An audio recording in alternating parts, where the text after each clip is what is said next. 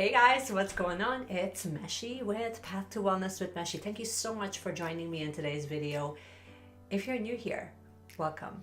I'm so glad you made it. So in today's video, we're not going to be wasting too much time. It's going to be another quickie but an awesome one. We're talking about what are we talking about?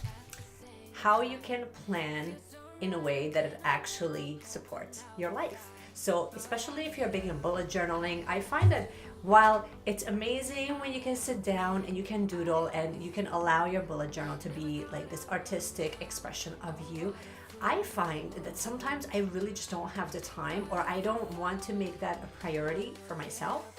And honestly, a lot of the times I'm just finding that it's more of a time waster than anything. So if you feel that way, I'm going to be showing you about 3 to 4 tips, something like that. I will show you a few tips that you can do that will actually make your life a little bit more productive, so that you don't feel this high level of overwhelm and feel like, oh my gosh, it's another thing that I need to do. So if that sounds great to you, then just stay tuned and let's get started with the video. Let's talk about this. You bought the bullet journal. You have bought into the whole concept of bullet journaling. You're loving it. It gives you all of the freedom and the creative outlet that you're actually looking for. But then what? Do you actually find that it's making your life more productive, or does that just become an extra thing that you feel like you need to do at the end of each day, or at the beginning of the day, or when you're waking up at 7 in the morning? If that's where you're at, I have to tell you, sister, that's where I'm at right now. So while I have found profound benefits and just amazing results whenever I actually took the time to sit down to actually fill out my bullet journal, I will say that I wanted to share with you a couple of the key things that have made a big difference in the quality of my journaling, and then how I sat down to structure my week, and then how that really translated into tangible results. So the first thing that I wanted to talk to you about is the weekly spread and the daily spread. I will be inserting just a brand new layout that I have started using, which is actually serving me a whole lot better than what I used to use in the past. And so let's start with the weekly first. With my weekly spread that I used to do, I would find that I would add way too many prompts, I would write way too many things, and then half the time I was not really filling them out. So in a way, I sort of felt like it was kind of a waste of space, and it was a waste of my personal time because it was just not getting filled out. So I changed the layout. I actually started thinking about, what do I really want to remember when it comes to my weekly spread?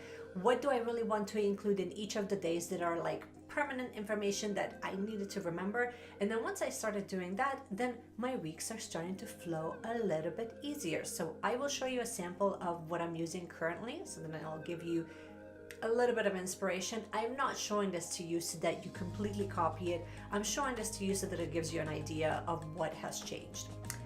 Next up is my daily spread. So daily spreads, I used to keep track of my dailies all the time, whether I'm using the Danielle Laporte planner that I have, or I'm just using my bullet journal. In this case, I'm just going to be talking about the bullet journal, but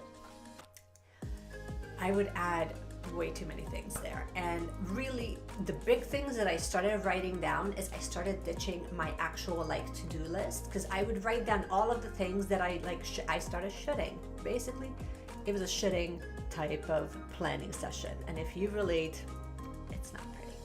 So I started adding things and I started thinking about, well, will this actually matter in about a month from now? Because if it won't, then it might not actually need to be there. Now, I'm not talking about keeping track of things like your kid's birthday party is coming up and you need to send out the invitations. Of course you want to keep track of that, but do I really need to keep track of if I used a certain app, or how many hours I spent on social media, or if I send that post or whatever? No, you don't. I just found that I was just keeping track of way too many things that really didn't really matter all that much. So I kind of ditched that. And instead, what I started doing is I knew that things like my to-do list had to go. And I really just wrote down the main things that I needed to remember for that day. But then I also wrote down I will show you a sample of this so you understand, but to actually track my hours of when I had energy and when I had time for certain things. And I think that will actually, it will just change the way that you actually plan out your dailies, if you are doing dailies. Some of you might just be cool with weeklies, by the way.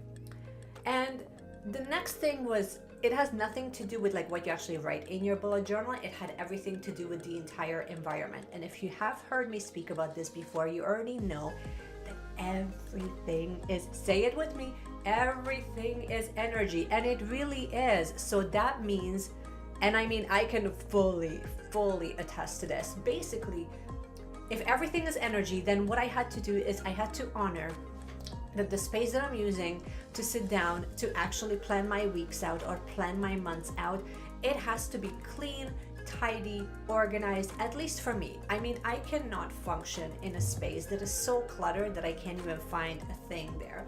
And second, the big thing is honestly just treat your space with respect, and then that way you will actually be way more effective, and you can find yourself think way more clearly. Big difference. And honestly, a lot of it is just goes back to the principle of less but better. So if you take nothing else away from this quick video, then just know less but better. And honestly, another thing that I started incorporating is a brain dump page. And you probably seen me set this up when we were setting up our month of December spread. And at first I didn't really think much of it, but I knew that like having a brain dump page is very important. And mainly because it just gives me the freedom, the mental freedom to just put all of the ideas down on paper and then really just let it flow. And then after that, I can organize them later.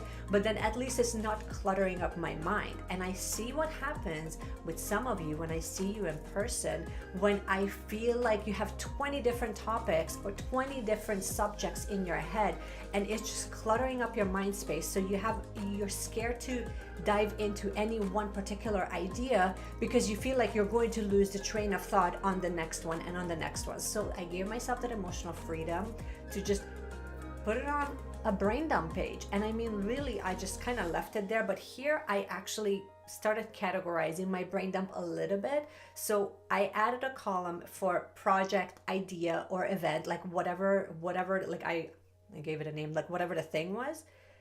How does it make me feel? Does it make me feel positive? Does it make me feel negative? And then who does it serve? So sometimes you might be doing things where you kind of don't want to do it, or like there's an event that's coming up and you're already dreading it. But then like when you're doing this brain dump in a way, like you're already emotionally attaching to that thing and you're giving it so much energy. Like let's say that there's a Christmas party that you really don't feel like going to it, and you already know that if you say no, then yes, people will understand, but then they will also be resentful. So this is where like writing down the idea, the project, or the event, it would be like Christmas party. Then you can also write down, how does that make me feel? Well, it kind of makes me feel like I'm dreading this and I feel like I'm going to be attacked. And then who does it actually serve? Well, it serves your family, it serves the people that you're trying to support. And sometimes when you write it down this way, it allows you to gain new perspective on that actual thing, which means that it gives you that emotional freedom to either say yes or no and then let it go. And then that way your internal energy can actually be spent on something more productive. See what I'm saying here? You need to learn how to channel a lot of that internal chatter and then really turn that in and really just giving it an outlet. So I find that things like having certain spreads on a bullet journal is excellent because it allows you to kind of work through it and allow you to really give it a beginning, give it a middle, and give it an end. And then that way that energy has somewhere to go rather than keeping it bottled up inside of you. And then by the time the holidays are coming up, then you're ready to burst out of frustration and anger. So there you go. And honestly, the big thing that I hope that you take away from this video is that like your not shopping list, your to-do list just has to go. Because honestly, a to-do list is just basically an endless list and you will always find new things to do. Trust me, you will. And worst case scenario, you will just be cleaning the house. Maybe that's just me. I don't know. Maybe you'll just find a way to just reorganize your closet for absolutely no reason. I don't know. I don't have a solution for you on that. But what I will tell you is that there's a difference between writing down a to-do list versus writing down like the most important things that you need to get done for that day, so that it gets you a lot closer to your dreams, to your goals, to manifesting the things that you want to do. And I mean, I'm serious. If you are a business owner, you already know this. Like there's an endless list of things that you could be doing it all the time. And even when you are done, then you have to give yourself that emotional freedom. Yet again, you need to give yourself that mental freedom when you just say, no, dude, today you've actually done enough. And then you give yourself that virtual high five when you say, you know what, girl, you crushed it today. How about we sit down and we celebrate? How about we sit down and read a book, maybe, or drink a cup of tea or whatever. Or maybe we go for a walk outside in the snow and actually enjoy the moment. You have to get to the point where you're like, we're going to shut this down and then we're just going to go and enjoy our evening. This is all I wanted to share with you guys. I know it's relatively quick, which is why I wanted to keep it relatively short and quick. I wanted to give you a few of my tips. I will show you a couple of the spreads that I am talking about just so that you get the idea. But really, let me know in the comments if you have experienced any of these problems as I have with your bullet journaling journey. Not that it's a journey, but you know what I mean. And what was your solution, if you found a solution? And this is all I want to share with you. I hope you guys are having a fantastic Thursday. And as a friendly reminder, if you like videos just like this one, don't forget to give me a big thumbs up and subscribe to the channel so you don't miss another video like this. And you can also hit the bell so that obviously you get notified every time I release a video. And because I go into a few different topics throughout the week, I talk to you about green beauty, about how to reduce your consumption in living a more conscious and eco-driven life.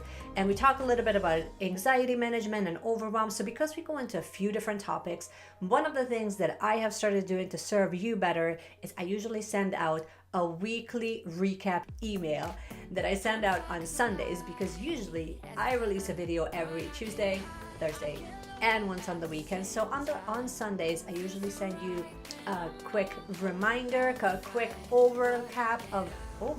What's an overcap? Anyway, I usually send you a quick recap of what was the best takeaways from each of my videos, and I'll give you the schedule for the following week so you don't miss a beat. If that sounds good to you, I left the link again down in the description so you can sign up for it completely free and complimentary. Have yourself a wonderful day, you guys, and just keep shining your light. And I will see you again in my next one. Bye. We're getting hardcore high-tech right now. Mainly because I have a microphone right here. You can't see this. It's the magic of editing. That light could have stayed off, let's just say that. You need to find a way to channel a lot of the crazy that goes on inside your head. Not crazy, but let's be real. I'm basically being Whitney Houston right now. Oh yeah. What song are you going to sing? I don't know, but I need to hold this microphone. Oh my gosh. I need to hold this microphone like this. So, like, look how big this is. This is like a thick, basically, again, this can be used as a weapon. I feel like right now I'm going to be reporting you the news. So today it's going to be overcast and it's going to snow. And you know why? Because it's winter. Bye.